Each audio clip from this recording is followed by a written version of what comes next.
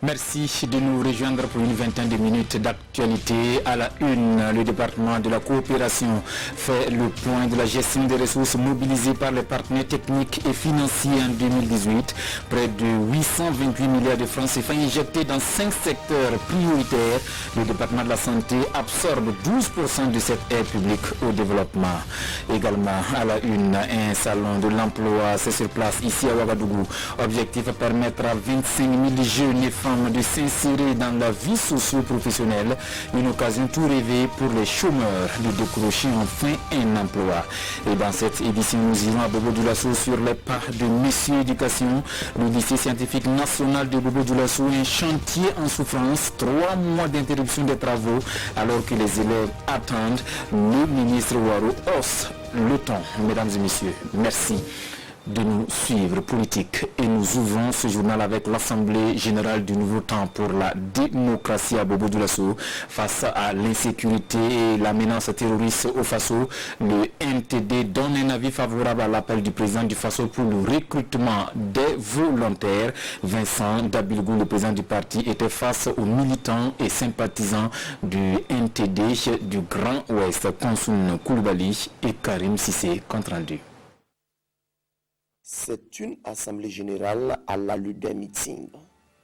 Une assemblée générale organisée par le MTD, le Nouveau Temps pour la démocratie, ici à Bobo Dioulasso.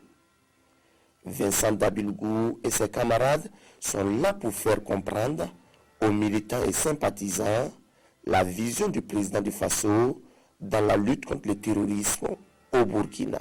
J'aimerais vous assurer que le populaire est un patriote. Et je veux dire que la vision du peuple de Burkina Faso est claire. Et c'est pour cela que je veux qu'ici, nous prenons un engagement. Parce que la situation est difficile au Burkina Faso. Nous n'avons pas nous tromper de chemin. Nous n'avons pas nous tromper de signe. Parce qu'il y a vraiment une vision. Pour faciliter la réélection du président Roch-Marc Christian Kaboré, Vincent Dabilgou demande à ses militants de se mobiliser. Un message reçu 5 sur 5. Il s'agit pour nous d'implanter au maximum de partis et de faire la chasse aux adhésions et la bonne chasse. À cette assemblée générale du MTD à Bobo Dioulasso, de nouveaux adhérents ont été enregistrés. Et pour le président du parti, cette adhésion prouve que le MTD se porte bien dans la cité de Sia. À la direction générale de la coopération, l'heure est au compte rendu de la gestion des ressources mobilisées en 2018 par les partenaires techniques et financiers du Burkina pour cette aide publique au développement estimée à environ 828 milliards de francs CFA. Les fonds ont été injectés dans 5 domaines, la majorité des secteurs sociaux, selon le rapport de gestion rendu public hier. Olopoda pour plus de précisions.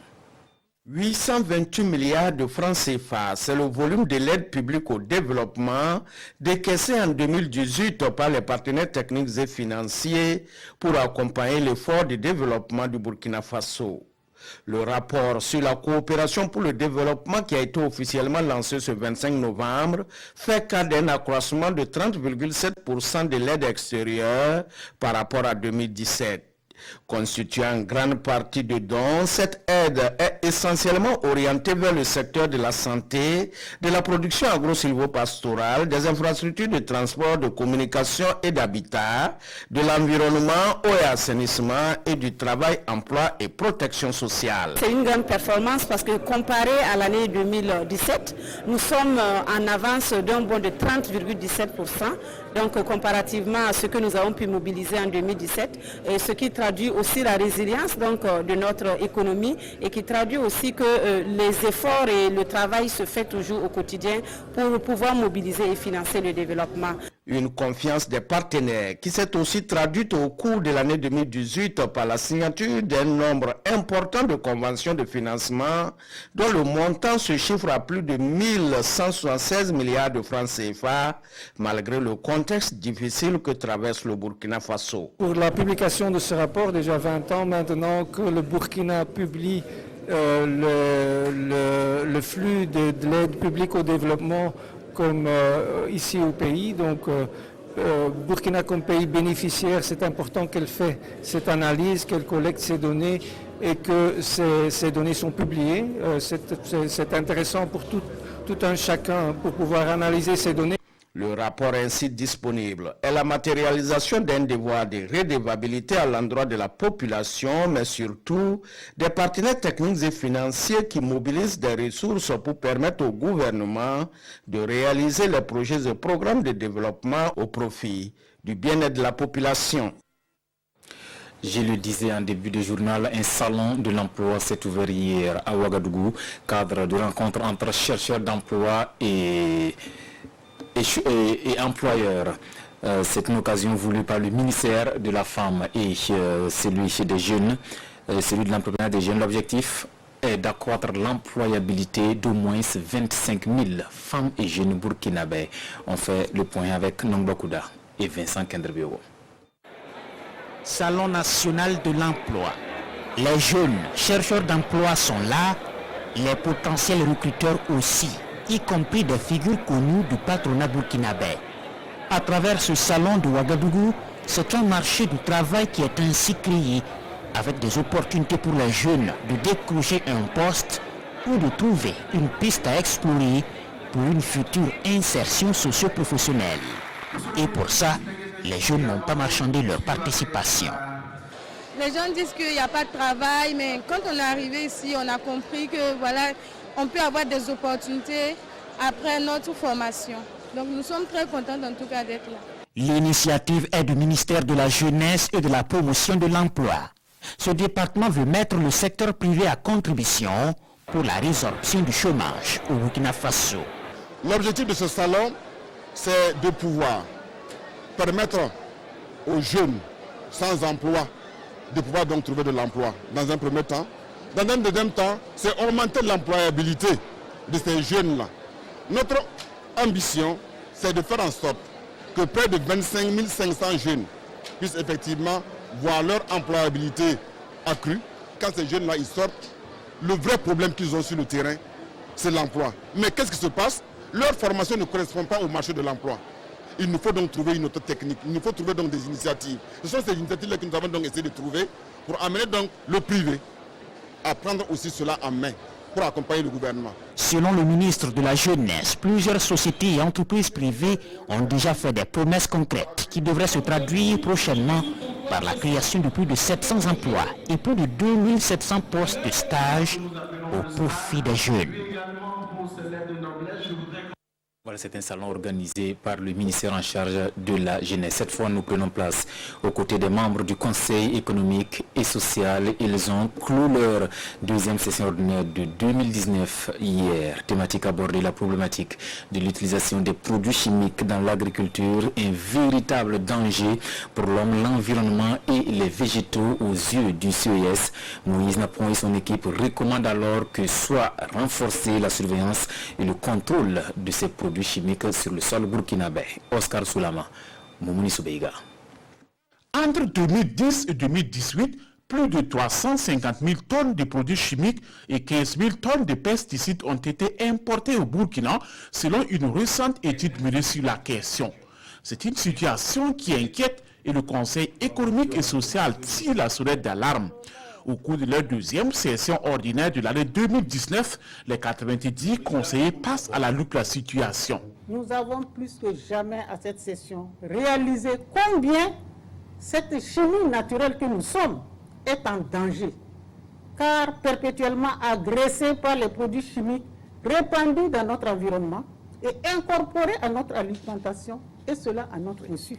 L'usage des produits chimiques notamment les herbicides et les insecticides, initialement beaucoup plus réservés à certaines spéculations comme le coton, a pris une certaine ampleur ces dernières années au Burkina Faso. Les conseillers recommandent la mise en place d'une structure chargée de la coordination des actions de tous les intervenants dans la gestion des produits chimiques et le renforcement de la surveillance et du contrôle de l'importation, du transport, du stockage, de la distribution et de l'utilisation des produits chimiques au Burkina. Cette session se tient dans un contexte marqué par l'insécurité et la deuxième vice-présidente du CES, représentant le président, appelle une fois de plus tous les Burkinabés à l'unité pour vaincre le terrorisme.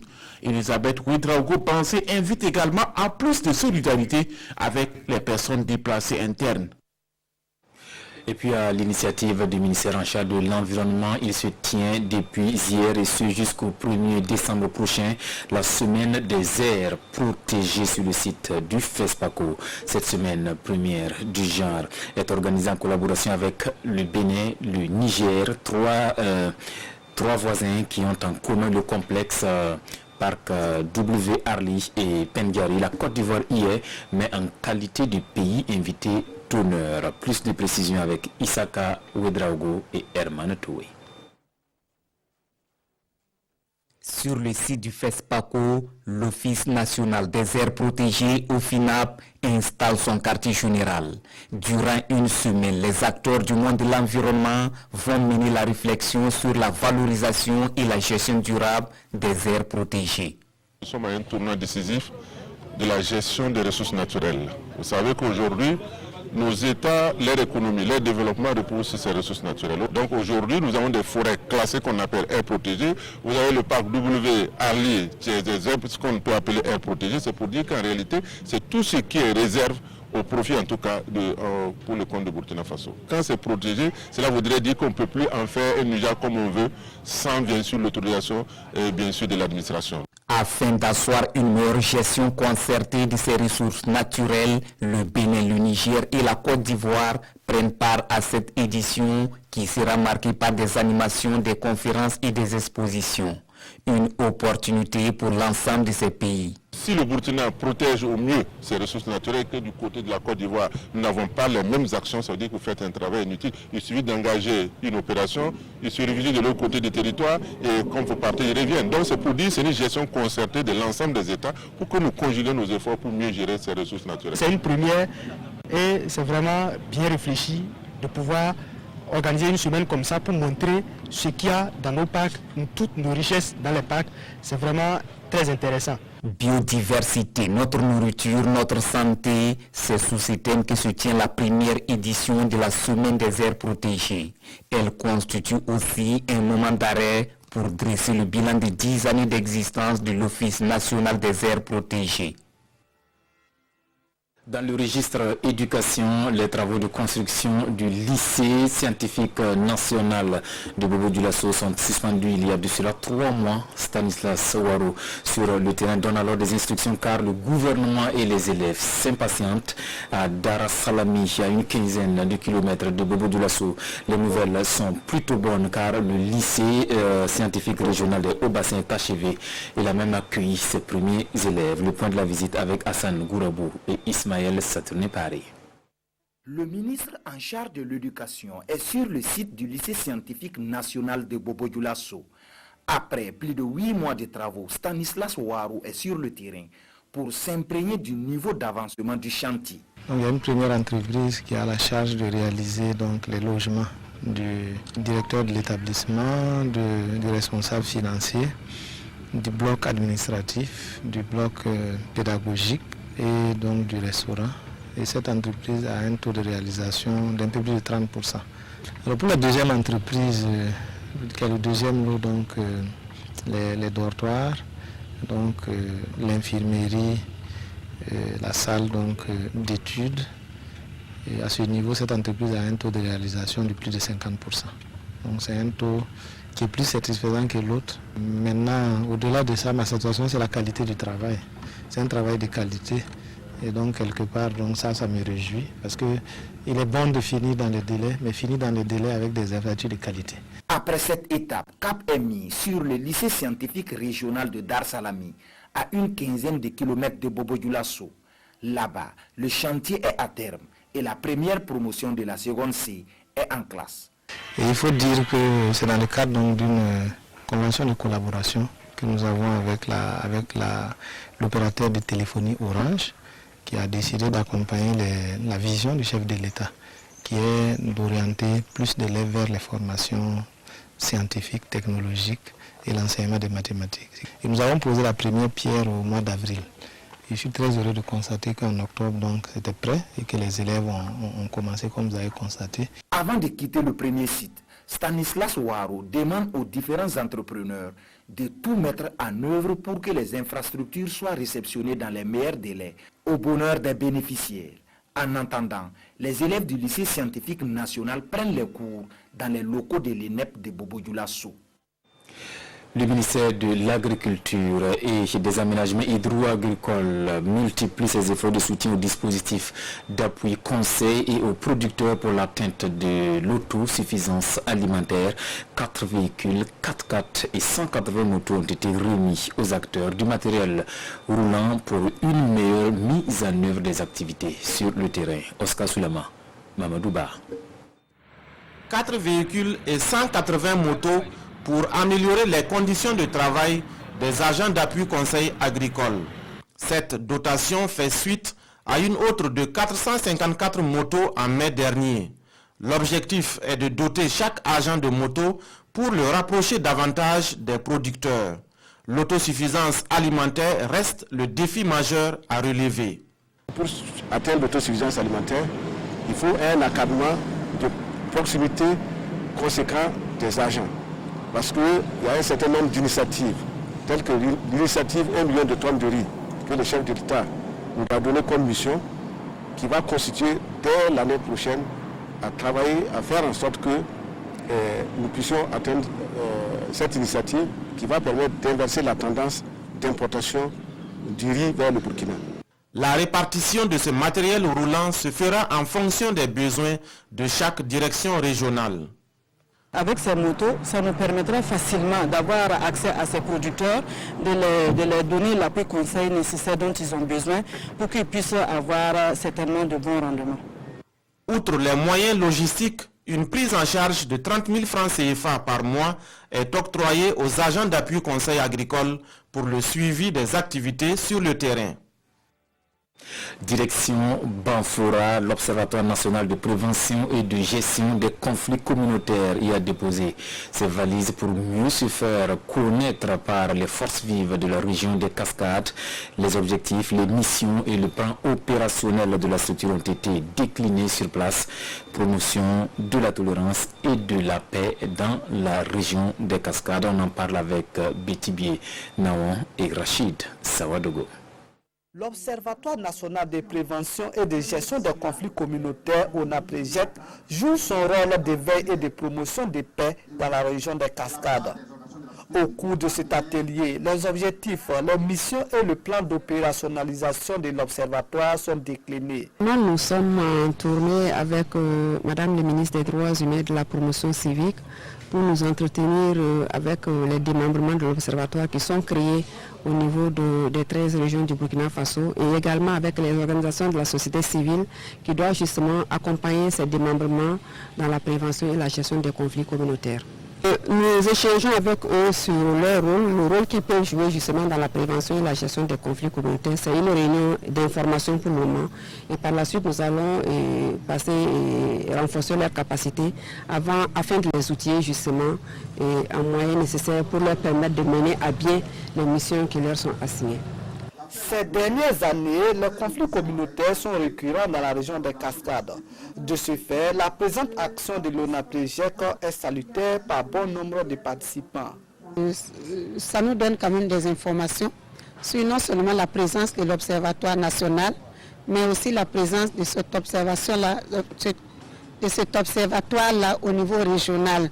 Et ça nous donne des informations aussi sur les actions que l'Observatoire peut mener et aussi que nous, en tant que société civile, nous pouvons mener pour prévenir les conflits communautaires. Créé en 2015, l'Observatoire national de prévention et de gestion des conflits communautaires a pour principale mission la collecte et la diffusion des données sur les conflits. Il contribue aussi à la résolution des conflits, à la promotion de la tolérance et de la paix. Revue de presse pour refermer cette édition. La dotation des soldats du feu en motocyclette pour les premiers secours. L'espoir des Burkinabés de voir la fin du terrorisme au Faso et dans la sous-région. La grande messe des communicateurs, les UACO. Voilà autant de sujets à lire à la une des quotidiens. Lecture croisée des journaux avec Sekou Zango.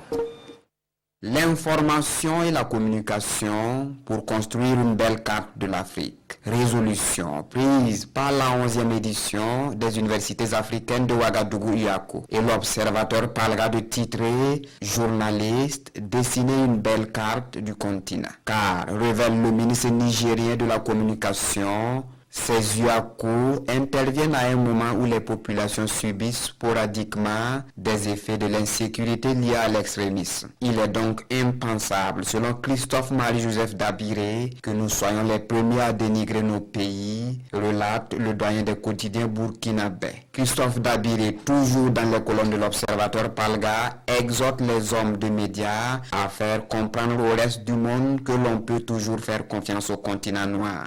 Mieux, le locataire du palais de Koulouba interpelle les experts des médias à faire des propositions pour permettre aux décideurs de contribuer à la construction de cette autre Afrique. Une Afrique qui gagne, relate aujourd'hui au Faso. Une belle image de l'Afrique passe par un climat sécuritaire apaisé et Christian Boglou du Burkina donne des lueurs d'espoir. Dans la rubrique Révélation du journal Le Pays, l'homme annonce la débandade des djihadistes en décembre prochain. Il appelle ainsi les Burkinabés à la mobilisation et à la prière. Sécurité toujours, mais cette fois-ci sécurité routière, des secouristes à moto pour des interventions rapides, titre Sidoya à sa une. Pour le journal Le Quotidien, qui relaie les propos du commandant de la Brigade nationale des sapeurs-pompiers, ces motos vont permettre une prompte réaction des secours d'urgence sur les incendies et les accidents en attendant l'arrivée des moyens de transport vers les structures médicales. C'est dire donc que la moto ne remplace pas l'ambulance, elle la complète, clarifie Ernest Kisbeogo, commandant de la Brigade nationale des sapeurs-pompiers. Mesdames et messieurs, c'était là notre version de l'actualité de cette mi-journée. Merci de la fidélité à la RTV. À bientôt.